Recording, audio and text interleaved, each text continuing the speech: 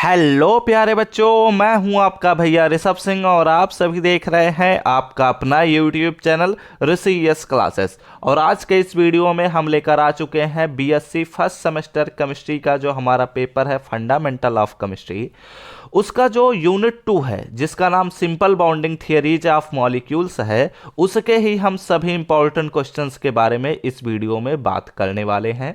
हम ऑलरेडी आप सभी को यूनिट फर्स्ट के जब सभी इंपॉर्टेंट क्वेश्चंस को प्रोवाइड कर चुके हैं अपने पहले लेक्चर में, तो उस पर काफ़ी बच्चों के कमेंट्स आ रहे थे कि सर सभी यूनिट्स के इंपॉर्टेंट क्वेश्चंस को प्रोवाइड कर दिया जाए। तो इस वीडियो के साथ अब आप सभी को हम सभी यूनिट के इंपॉर्टेंट क्वेश्चंस प्रोवाइड कर देंगे। अगर आप लोग पहले यूनिट का लेक्चर नहीं देखे हैं जिसमें मैंने आप सभी को सभी इंपॉर्टेंट क्वेश्चंस को प्रोवाइड किया है, तो आप लोगों को आई बटन पर मिल जाएगा या फिर मैं कोशिश करूंगा कि लिंक डिस्क्रिप्शन में प्रोवाइड कर दूं।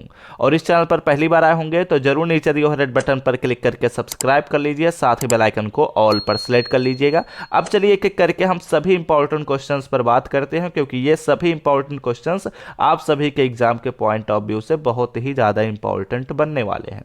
सबसे पहला क्वेश्चन, व्हाट इज ऑफ बाउ प्रिंसिपल?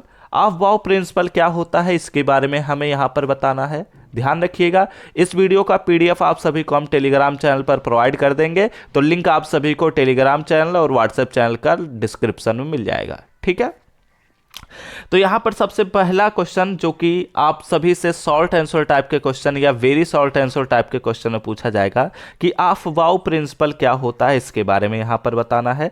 दूसरा क्वेश्चन हमसे पूछा जा रहा है कि व्हाट इज एन ऑर्बिटल। ठीक है, ऑर्बिटल क्या होता है इसके बारे में हमसे पूछा जाता है। वैसे ये जो दूसरा क्वेश्चन है ये उतना इंपॉर्टेंट नहीं है, मैं पहले क्लियर बता दे रहा हूं, लेकिन what is an orbital and draw this shape of P X P Y P Z and D X square Y square and D Z square orbitals. ठीक है, ये क्वेश्चन अक्सर पूछ लिया जाता है कि जो हमारे पास ऑर्बिटल्स होते हैं, ठीक है, s orbital, p orbital and d orbital, इन सभी का जो शेप होता है इसके बारे में पूछ लिया जाता है कि इनका शेप ड्रा करिए। ठीक है, तो ये आप लोग अच्छे से पढ़ लीजिएगा। मैं लेक्चर्स ऑलरेडी अपलोड किया हूं, तो उन्हें अच्छे से पढ़ेंगे तो आपको सारी चीज़ें पता चल जाएंगी।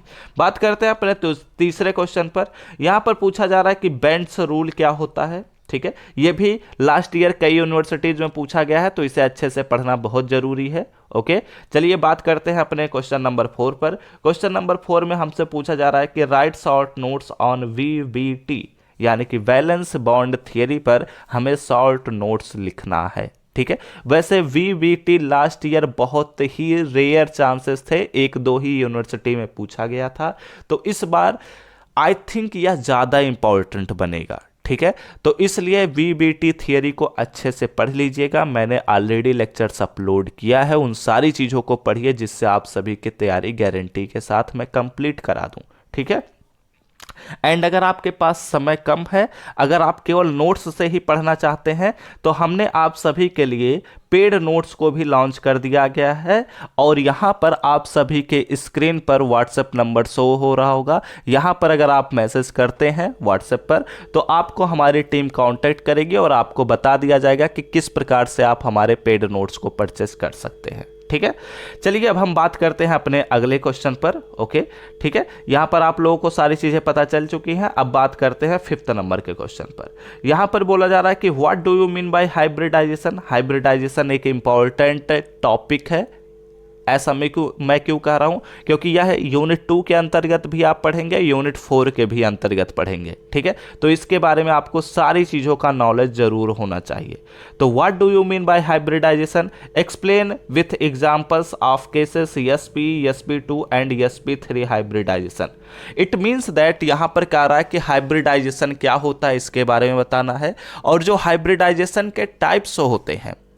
ठीक है, जैसे कि एक होता है sp, दूसरा होता है sp2, तीसरा होता है sp3, ऐसे ही हमारे पास sp3d भी होता है। इनऑर्गेनिक केमिस्ट्री में उधर चला जाएगा। ये सभी जो हैं वो ये ऑर्गेनिक केमिस्ट्री के हमारे पास हाइब्रिडाइजेशंस हैं। ठीक है, तो इनके बारे में आपको पढ़ना होगा।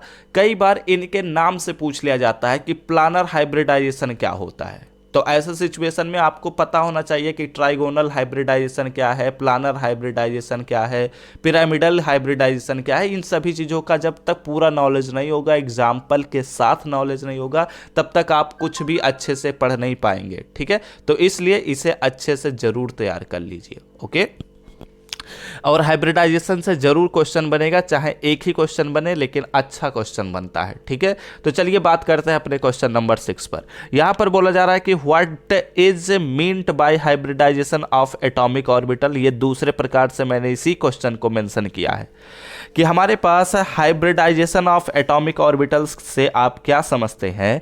एंड इसमें एक अच्छा क्वेश्चन जो बनता है वो है write down the shapes of the following molecules and indicate the hybrid orbitals used by central atom in.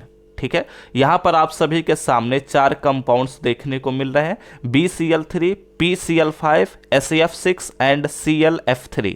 ठीक है, ये जो चारों कंपाउंड्स हैं इनके हमें शेप को ड्रा करना है। ठीक है, तो शेप आप कैसे ड्रा कर सकते हैं, जब तक आपको यह नहीं पता चलेगा कि कौन सा हाइब्रिडाइजेशन इसमें पाया जा रहा है। जब ये आप कर सकते हैं तब उसके बाद आप बता भी सकते हैं कि कौन सा हाइब्रिड ऑर्बिटल है सेंट्रल एटम का जो पार्टिसिपेट कर रहा है। ठीक है, तो इसके बारे में लेक्चर्स अपलोड है, अच्छे से पढ़िए, सारी चीजें आपको पता चल जाएंगी। बात करते हैं अपने VSE PR थियरी पर। लास्ट ईयर ये बहुत सारे यूनिवर्सिटीज में पूछा गया था कि डिस्क्राइब VSE PR थियरी क्या है। ठीक है, अगर आपको डाउट है तो आप हमने आप सभी को लास्ट ईयर यूट्यूब चैनल पर ही बहुत सारे यूनिवर्सिटीज़ के क्वेश्चन पेपर को भी प्रोवाइड किया था। आप सिंपली सर्च मारेंगे BSc first semester chemistry question paper 2022-23, तो आपको हमारे बहुत सारे वीडियोज़ मिल जाएंगे। उन सभी क्वेश्चंस को अच्छे से तैयार कर लीजिएगा, कुछ भी डाउट ना बचा रहे। ठीक है, कुछ भी ऐसा मत छोड़िएगा जो कि बाद में हम पढ़ लेंगे, ये आपके लिए बहुत ही हानिकारक साबित होगा। ठीक है, तो अच्छे से सारी चीज़ों को जरूर पढ़िए और वहाँ पर आप लोग इस चीज़ को एनालाइज भी कर सकते हैं कि कौन कौन से क्वेश्चन आपके लास्ट ईयर यूनिवर्सिटीज में पूछे गए थे। ओके तो चलिए बात करते हैं कि VSE PR थियरी में हमें क्या क्या पढ़ना है। पहले तो VSE PR थियरी पूछ लेता है एंड बोला जा रहा है कि draw the shapes of the following molecules. यहाँ पर हमारे पास कुछ मॉलिक्यूल्स आप सभी के स्क्रीन पर दिखाई दे रहे हैं, इनके शेप को बताना है and indicate the number of valence shell electron pairs. ठीक है, एंड यहाँ पर हमारे पास वैलेंस सेल इलेक्ट्रॉन पेयर्स को भी इंडिकेट करना है कि वो कितनी संख्या में यहाँ पर प्रेजेंट है। ओके, अब बात करते हैं अपने क्वेश्चन नंबर 8 पर। ठीक है, ये क्वेश्चन नंबर 8 उतना इंपॉर्टेंट मैं नहीं कह सकता, लेकिन हाँ इंपॉर्टेंट है एंड ये आप सभी से या तो शॉर्ट आंसर या तो वेरी शॉर्ट आंसर में पूछा जाएगा। ठीक है, क्वेश्चंस के लेवल को ध्यान से देखो, ये किस सेक्शन में पूछा जा सकता है, उस सेक्शन के अकॉर्डिंग ही पढ़ना है आप सभी को। क्वेश्चन नंबर 8 में हमसे बोला जा रहा है कि explain H2O is V shaped molecule. हमारे पास जो H2O होता है वह एक वी शेप्ड मॉलिक्यूल होता है। ऐसा क्यों होता है? क्योंकि हम जानते हैं कि यहाँ पर हमारे पास H2O कुछ इस प्रकार से होता है और यहाँ पर हमारे पास इसके लोन पेयर इलेक्ट्रॉन्स प्रेजेंट होते हैं। ठीक है, तो ये किस प्रकार का शेप है? ये वी शेप है। ठीक है, ऐसे ही अगर हम बात करते हैं ClF3 पर, ठीक है, मैं थोड़ा सा छोटा कर लूं पहले। क्वेश्चन नंबर 9 पर अगर बात किया जाए तो यहाँ पर बोला जा रहा है कि हमारे पास ClF3 क्या है। ठीक है, सॉरी, इसका टी शेप होता है। इट मीन्स दैट यहाँ पर कह रहा है कि हमारे पास जो ClF3 होता है उसका टी शेप होता है। इट मीन्स यहाँ पर हमारे पास Cl होता है, यहाँ पर एक फ्लोरीन होता है, दूसरा फ्लोरीन इधर होता है एंड तीसरा फ्लोरीन इधर होता है। तो अगर आप लोग ध्यान से देखेंगे तो ये एक टी शेप बन रहा है। तो ऐसा क्यों होता है, कैसे होता है, VSE PR थियरी पढ़ेंगे तो आपको सारी चीज़ें पता चल जाएंगी। बात करते हैं क्वेश्चन नंबर 10 पर। यहाँ पर बोला जा रहा है कि एक्सप्लेन, हमें एक्सप्लेन करना है कि NF3 जो होता है वह एक पिरामिडल होता है। ठीक है, लेकिन जो BF3 होता है वह एक प्लानर कंपाउंड होता है। इसके पीछे का क्या रीजन है? ठीक है, तो reason hybridization, lone pair electrons. तो आप लोग सारी चीजें पढ़ेंगे, सारी चीजें पता चल जाएंगी। एंड ये एक अच्छा क्वेश्चन जो बनता है, जो आप सभी के एग्जाम के पॉइंट ऑफ व्यू से हाईली रिकमेंडेड है। ठीक है, वो है कि sigma bond and pi bond, या फिर मैं कहूं sigma overlapping and pi overlapping के बीच का क्या डिफरेंस होता है, इसके बारे में आपको पढ़ना चाहिए, क्योंकि ये short answer and very short answer type के क्वेश्चन में अक्सर पूछ लिया जाता है। ठीक है। अब बात करते हैं अपने क्वेश्चन नंबर 12 पर। यहां पर बोला जा रहा है कि what is molecular orbital theory, यानी कि MOT। ठीक है, very very very important question. MOT theory से आप क्या समझते हैं? Molecular orbital theory of bonding. ठीक है, एंड सो दैट, और हमें दिखाना होता है कि जो हमारे पास He2+ होता है वह एग्जिस्ट करता है। ठीक है, एक मिनट, हाँ ठीक है, He2+ जो होता है वह एग्जिस्ट करता है, जबकि He2 जो होता है वह एग्जिस्ट नहीं करता है नेचर में। इसके पीछे का क्या रीजन है? ठीक है, तो मॉलिक्यूलर ऑर्बिटल थियरी आप लोग पढ़ेंगे तो सारी चीजें पता चल जाएंगी। मैंने काफी सारे लेक्चर्स अपलोड किए हुए हैं। ठीक है, एंड मॉलिक्यूलर ऑर्बिटल थियरी से एक और क्वेश्चन बनता है कि bonding and anti bonding molecular orbital क्या है? ठीक है, इनके बीच का डिफरेंस ही पूछा जाता है। ठीक है, तो मैंने डिफरेंस के बारे में एक टेबल बनवाया था। आप लोग अगर अच्छे से पढ़ेंगे, लेक्चर्स को अटेंड करेंगे तो आपको सारी चीजें पता चल जाएंगी। बात करते हैं क्वेश्चन नंबर 14 पर। Draw the molecular orbital diagram and explain magnetic behaviour. ठीक है, यहाँ पर मैंने कुछ कंपाउंड्स को मेंशन किया है। वैसे ये बहुत ज़्यादा रिकमेंड तो नहीं कर सकता, लेकिन हाँ है। ठीक है, यहाँ पर क्या बात बोली जा रही है कि यहाँ पर जो आप सभी के सामने कुछ कंपाउंड्स देखने को मिल रहे हैं, जैसे नाइट्रोजन हो गया, ऑक्सीजन हो गया, C2 हो गया, B2 हो गया, F2 हो गया, O2- हो गया, O2+ हो गया। ठीक है, ये अच्छा क्वेश्चन बनता है कि हमारे पास O2 क्या है, O2- क्या है, O2+ क्या है। ठीक है, तो इनके बारे में हमसे पूछा जाता है कि इनका मॉलिक्यूलर ऑर्बिटल डायग्राम बताना होता है। ठीक है, एंड मैग्नेटिक बिहेवियर भी बताना है कि मतलब ये हमारे पास डायमैग्नेटिक है या पैरामैग्नेटिक है या फिर न्यूट्रल है, ये सारी चीज़ें आपको बतानी रहती हैं। ठीक है, तो ये सारी चीज़ों पर मैंने ऑलरेडी लेक्चर अपलोड किया है। आप लोग उन चीज़ों को अटेंड करेंगे तो आपको सारी चीज़ें समझ में आ जाएंगी। एंड अगर आपके पास समय कम है, आप अपने एग्जाम को जल्दी तैयार करना चाहते हैं, तो आप इस व्हाट्सएप नंबर पर मैसेज करेंगे तो आपको इन सभी क्वेश्चंस का नोट्स प्रोवाइड कर दिया जाएगा।